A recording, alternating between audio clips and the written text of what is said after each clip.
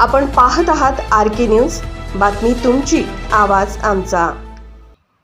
पत्रकार रोहित जाधव यांना सह्याद्री संविधानिक राष्ट्रीय युवा निर्भीड पत्रकार पुरस्कार 2024 ने सन्मानित। सध्या निर्भीड पत्रकार रोहित जाधव यांचे शिरोळ तालुक्यासह कोल्हापूर जिल्ह्यामध्ये नाव गाजत आहे। जयसिंगपूर शहरामध्ये एक उत्तम पत्रकार म्हणून त्यांना ओळखले जाते। उत्तम लेखणी आणि सडेतोड बातम्या लावणे हे त्यांचे वैशिष्ट्य आहे। निर्भीड बातम्यांमुळे त्यांना निर्भीड पत्रकार म्हणून ओळखले जाते। अगदी कमी वयामध्ये पत्रकार क्षेत्रात त्यांनी पदार्पण करून उल्लेखनीय कार्य केले आहे।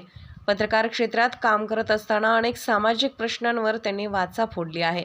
गोरगरिबांच्या पाठीशी खंबीर उभे राहून त्यांना न्याय मिळवून देण्यासाठी सतत त्यांनी प्रयत्न केले आहेत। सामाजिक क्षेत्रात त्यांचे कार्य उल्लेखनीय आहे। पत्रकार क्षेत्रात कार्य करत असताना सामाजिक बांधिलकी त्यांनी जपली आहे। त्यासाठी त्यांना सह्याद्री संविधानिक राष्ट्रीय युवा निर्भीड पत्रकार पुरस्कार 2024 देऊन गौरवण्यात आले। सह्याद्री फिल्म अँड इव्हेंट मॅनेजमेंटचा 17वा वर्धापन दिन व भारत विख्यात कालकथित कलाश्री विलासराव वाईकर यांच्या स्मृतिदिनानिमित्त सह्याद्री संविधानिक राष्ट्रीय पुरस्कार 2024 वितरण करण्यात आले। हा पुरस्कार वितरण कार्यक्रम रविवार दिनांक 25 फेब्रुवारी 2024 रोजी सहकार महर्षी शामराव पाटील यड्रावकर नाट्यगृह जयसिंगपूर येथे आयोजित करण्यात आला होता।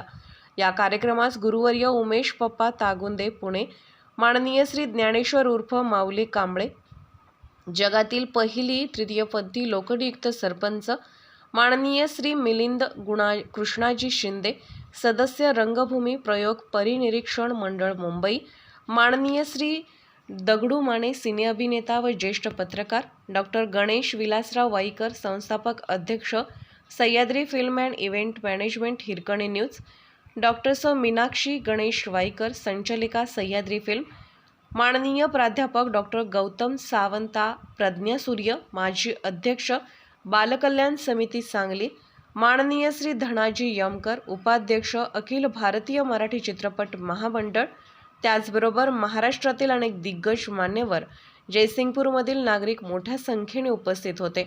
हा कार्यक्रम अगदी नीटनेटका आणि नियोजनबद्ध करण्यात आला होता। पत्रकार रोहित जाधव यांना राष्ट्रीय पुरस्कार मिळाल्याबद्दल त्यांचे सर्वत्र कौतुक होत आहे।